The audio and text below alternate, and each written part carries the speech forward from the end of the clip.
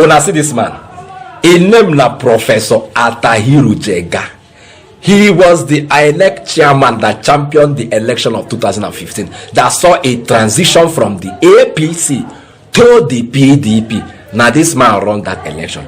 Him don't come outside now, they talk say, hey wo, Nigeria is at the breaking point. Now breaking point today, and if nothing is done to save Nigeria before 2027, say kasala go bust, wahala go dey. He is advocating for restructuring. Say, look, let there be subnationals, let them take care of their states and pay tax to the federal government. That is the system of government that is obtainable in the United States of America.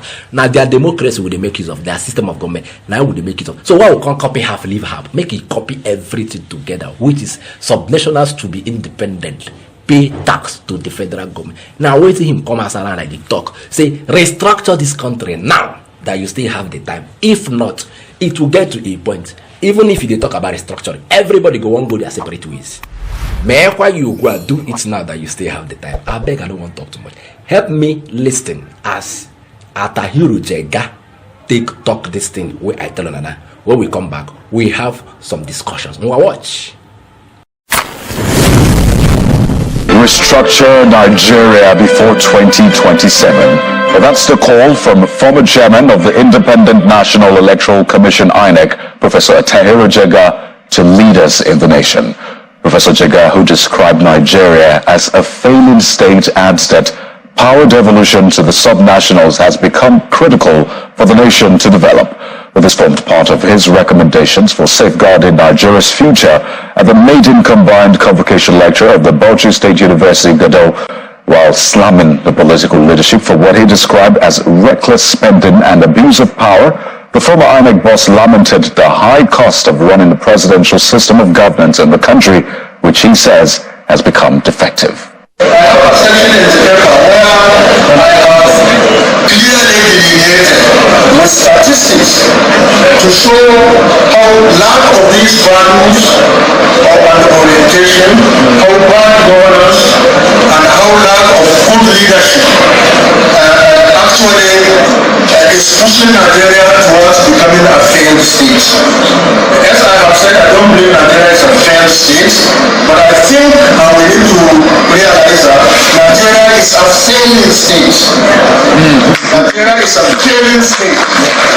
And if we don't take care and we put it in jeopardy, we can't safeguard it, then the worst can happen, God forbid. So my argument is that between now and 2027, we need to pull our heads together, have a reasoned, rational, evidence-based process of restructuring the Nigerian Federation. And to my mind, the major thing we need to do is actually to deconcentrate power and resources from the federal tier and spread them to the state and local governments. Even if all we do is to go back to the way in which power was distributed in the 1963 Constitution, we should do that. But I even think we should go beyond that, because we need to reduce the power of the federal government, because in fact that power of the federal government, in which whoever is elected president controls virtually all the resources, creates the reality, but more importantly the perception that those are used against one group vis-a-vis the other. You don't hear him. Attahiru Jega knows it all. He has been there in INEC, so I think he knows one or two to advise the nation. Whatever like they talk say, hey, well, not be him put us for this mess. Not be you where they talk say not be him put us for this mess. During that 2015, all of us don't believe say the then president Jonathan na demon.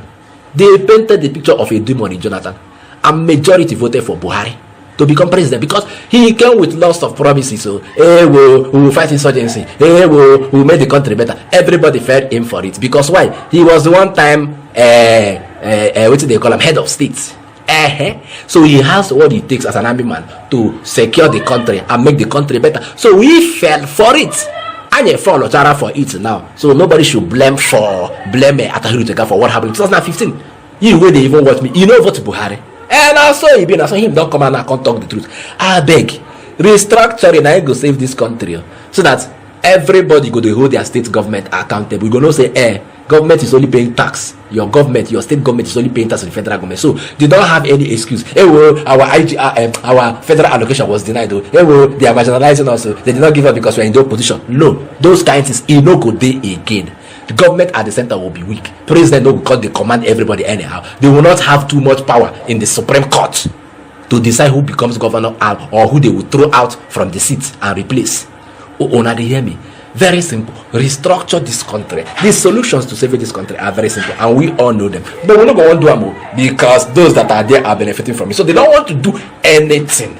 Attahiru Jega don't spill the beans. It's left for us now to use that beans either to do moi moi or to do akara or do whatever it is. Oh, now they hear me. Now the truth be that the system we will copy from America. Now so they do them. They have subnationals. Even their states get their own Supreme Court. That was why it was very difficult for Trump to bamboozle anybody during their last election. That was why he lost. Had it been that he had the kind of power that Nigerian presidents have, when I think say Trump go lose the election, he not go lose, he go win them. Una they hear me? So let us go by this restructuring now. Now, una they hear me? I don't talk and finish. I go see una later.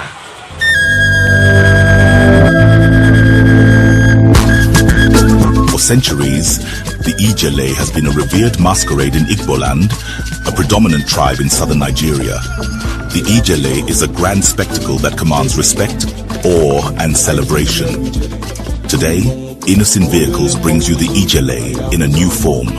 A majestic, robust, and monolithic pickup truck designed to leave an indelible mark in the annals of automotive history.